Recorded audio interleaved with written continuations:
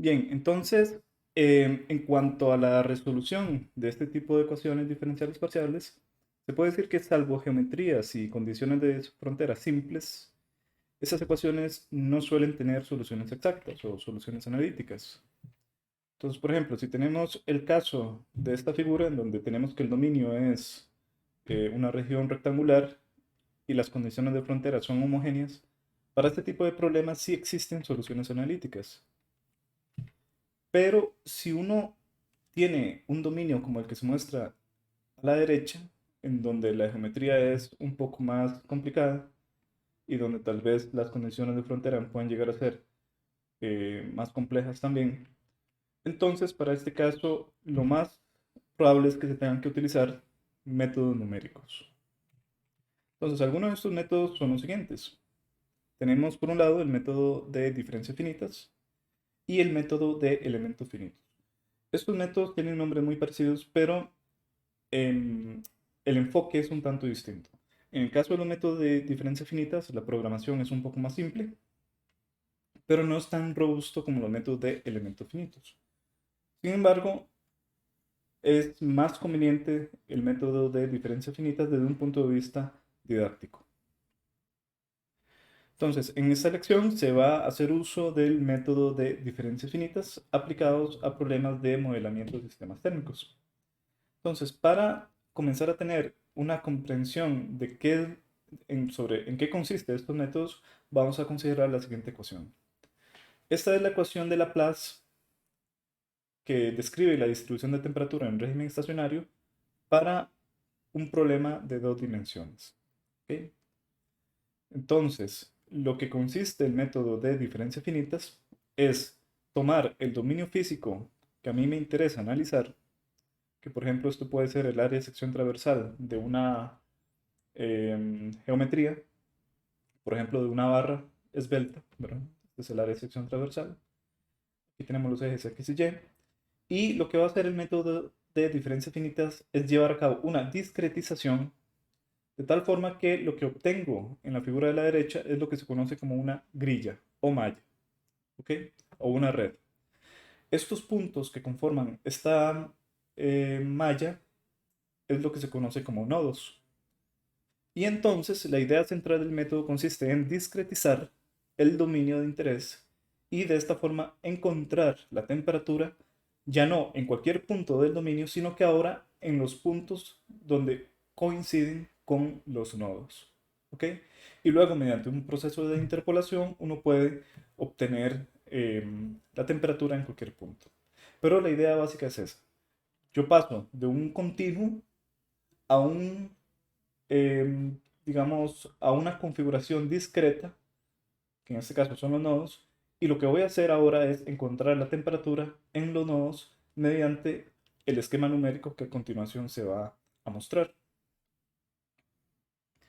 Entonces, para comenzar, tal vez con el caso más simple, y para que quede como ejemplo en cómo es que se elabora este tipo de esquemas numéricos, vamos a considerar el caso de una barra esbelta en donde los extremos están a una temperatura fija, es decir, están sujetos a una condición de frontera de Dirichlet. Entonces aquí tenemos la barra, esto puede ser como una vista lateral, ¿ok? La barra tiene un largo L y va a tener un área de sección transversal que puede ser, que le podemos llamar simplemente como A mayúscula, eso no importa. Entonces, en el extremo izquierdo de la barra, vamos a decir que la temperatura es fija, le vamos a llamar a esta temperatura como un T sub A, y en el otro extremo de la barra, la temperatura también va a estar fija, y le vamos a llamar, o se le va a asignar una temperatura T sub B. Entonces, en este caso, se asume que la tasa de transferencia de calor a lo largo de los ejes Y y Z es despreciable. Y así entonces la ecuación de Laplace se reduce únicamente como segunda derivada de la temperatura con respecto a x igual a cero. ¿Ok? Entonces, para este caso, que es el más simple de todos, se propone la siguiente discretización. Entonces, si esta es nuestra geometría física que nos interesa analizar, lo que vamos a hacer es una discretización en donde este largo lo vamos a discretizar, le vamos a asignar una serie de nodos, de tal forma que el primer nodo, o la temperatura del primer nodo, le vamos a llamar T sub i, y esa T sub i va, perdón, T sub 1 va a ser igual a T sub a, que esa es la temperatura impuesta por la condición de frontera. Mientras que el último nodo le vamos a llamar T sub n, y esa temperatura T sub n va a ser igual a T sub b, que nuevamente es una temperatura conocida al tratarse de una condición de frontera. Entonces, si este primer nodo tiene una temperatura T1, entonces el segundo nodo va a tener una temperatura T sub 2, el tercer nodo va a tener una temperatura T sub 3, y así sucesivamente. Y en el caso de del penúltimo nodo, la temperatura va a ser T sub n-1, y la temperatura en el penúltimo nodo va a ser T sub n-2. ¿Ok? Y en general uno puede llamarle a un nodo M que está asociado a una temperatura T sub n. Y en consecuencia, el siguiente va a ser, o va a tener una temperatura que le vamos a llamar T sub m más 1, y el nodo anterior va a tener una temperatura que se le va a asignar como T sub m menos 1. ¿Ok? Entonces, algo importante es que vamos a asumir que el espaciamiento entre nodos a lo largo de esta discretización va a ser constante. Y la separación entre nodo y nodo va a ser delta x. Entonces, la segunda derivada se puede aproximar mediante el siguiente esquema. Entonces, si uno quisiera determinar la segunda derivada de la temperatura con respecto a x por ejemplo, en el nodo m, esto se puede aproximar como temperatura m-1 menos 2 veces la temperatura m más 2 veces t sub m más 1. Y esto dividido entre el espaciamiento al cuadrado. Entonces, con esto yo no calculo de forma exacta la derivada, pero sí hago una aproximación. Una aproximación que tiende a ser cada vez más exacta a medida que delta x está haciendo cada vez más pequeño. Entonces, esta aproximación de la segunda derivada se conoce como diferencias finitas centradas. ¿Ok? Y así entonces, cuando sustituimos esta aproximación en la ecuación de Laplace que vimos anteriormente, esta es la ecuación de Laplace para el caso de una dimensión, yo sustituyo la aproximación que hice de la segunda derivada, la sustituyo en esta ecuación, y el resultado obtenido va a ser esto de acá. Que vean que si yo multiplico ambos lados de la ecuación por delta x cuadrado, esta ecuación se reduce a simplemente esto de acá. ¿Ok? Entonces, este sería el esquema numérico para la ecuación de Laplace en una dimensión.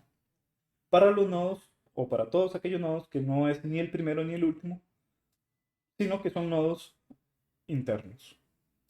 Entonces, para resolver numéricamente este problema de transferencia de calor en régimen estacionario, lo que se hace es plantear esta ecuación que acabamos de escribir acá para cada uno de los nodos.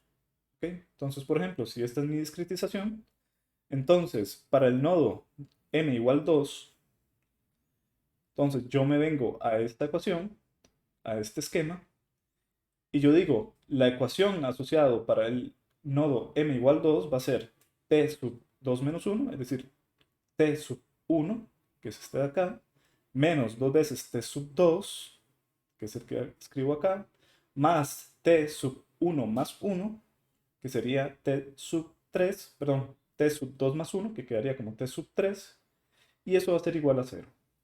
¿Ok?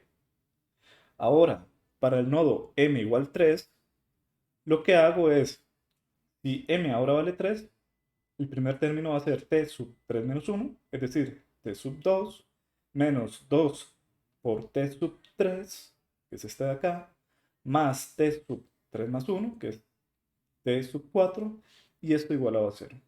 Y este esquema, como dije antes, se aplica para todos los nodos, excepto para el primero y para el último, porque ya son nodos con temperatura preestablecida. ¿Ok? Entonces, si yo aplico todo este procedimiento, incluso hasta para el penúltimo nodo, es decir, para el nodo m igual n-1, la ecuación resultante va a ser t sub n-2 menos 2 veces t sub n-1 más t sub n igual a 0. Ahora, como he venido diciendo, el primer nodo que tiene una temperatura T sub 1 y el último nodo que tiene una temperatura T sub n, estos dos valores ya son conocidos por tratarse de ser condiciones de frontera, que que para este caso estamos asumiendo que la temperatura en los nodos extremos son conocidos. ¿Ok? De esta forma, este sistema de ecuaciones yo lo puedo reexpresar de esta forma de acá. Entonces, lo interesante aquí es que hemos tomado una ecuación diferencial y la hemos convertido a un sistema de ecuaciones lineales. Repito eso porque es importante. Lo que hemos hecho es transformar una ecuación diferencial, que luego puede ser una ecuación diferencial parcial, y la hemos convertido en una ecuación, en un sistema de ecuaciones lineales, el cual ustedes ya han estudiado en sus cursos de álgebra lineal. Entonces, este sistema de ecuaciones se puede expresar de forma matricial. ¿Ok? Esto ustedes ya lo han hecho en álgebra lineal. Y entonces el sistema matricial equivalente va a ser este de acá. ¿Ok? Y lo que hay que hacer ahora es resolver este sistema de ecuaciones lineales. Ahora, este tipo de problemas de diferencias finitas es común que la matriz A resultante tenga una gran cantidad de entradas que sean iguales a cero. ¿Ok? Este tipo de matrices, en la jerga, digamos, de métodos numéricos, se conoce como matrices sparse. Esto es tal vez como un dato curioso, en realidad eso no es tan importante.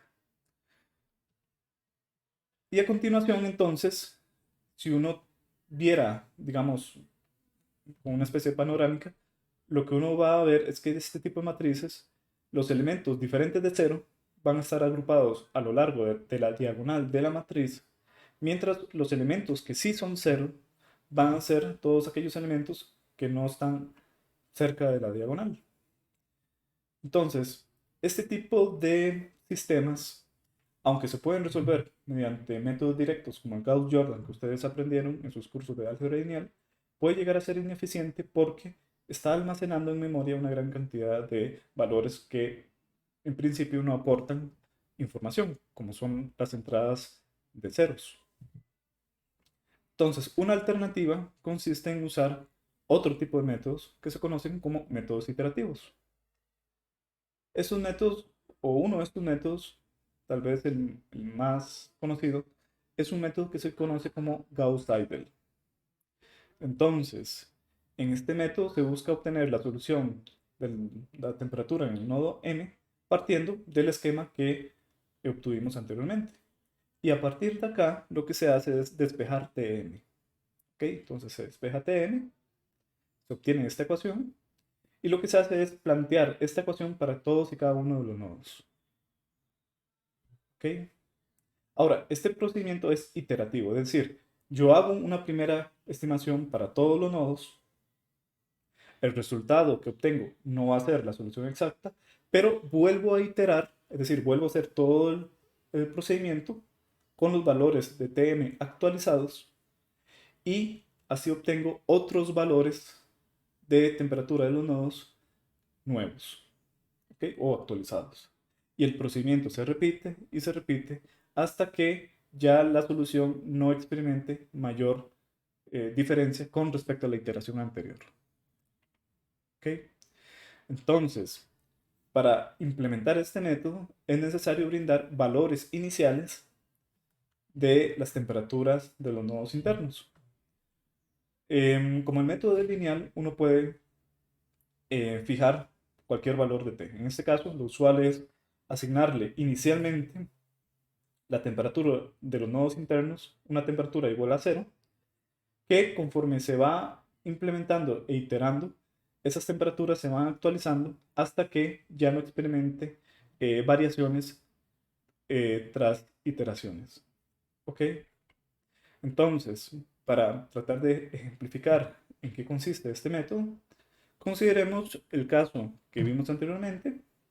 Vemos que la temperatura en el nodo 1 le voy a llamar T sub 1 y la temperatura en el nodo extremo le vamos a llamar T sub n. Recuerden que en este caso T1 y Tn son conocidos porque estamos planteando un problema de transferencia de calor en régimen estacionario con condiciones de Dirichlet, que son condiciones en donde la temperatura en las condiciones de frontera están preestablecidas. Entonces, en la primera iteración, Vean que si yo lo que quiero calcular es la temperatura en el nodo 2, que es este que está en rojo, yo lo que tengo que hacer es tomar la temperatura T1, que ya es conocida, más la temperatura del nodo 3, T3. Vean que el superíndice 0 hace referencia al valor inicial. Aquí el superíndice es 1, haciendo referencia a la iteración 1. Y entonces lo que hago es hacer esta suma, lo divido entre 2 y le asigno ese valor a la temperatura del nodo 2. Ahora voy con el nodo 3, que es este de acá, que está en rojo. Yo lo que hago es tomar la temperatura del nodo anterior, que vean que este ya lo calculé, que es este T2 en la iteración 1, más la temperatura del nodo 4, que es el que está a la derecha, y lo divido entre 2. Y este resultado se lo asigno al nodo 3, el cual va a tener una temperatura T sub 3. Ahora voy con el nodo 4. En el nodo 4 lo que hago es tomar la temperatura del nodo 3, recién calculado, le sumo la temperatura del nodo 5, lo parto a la mitad, y eso le asigno la temperatura en el nodo 4. Y el procedimiento se sigue hasta cubrir todos los nodos del dominio. Una vez calculado estas temperaturas, es decir, T2, T3, T4, etc., yo ya habré concluido la primera iteración. Y ahora lo que hago es una segunda iteración. Es decir, me regreso al nodo 2.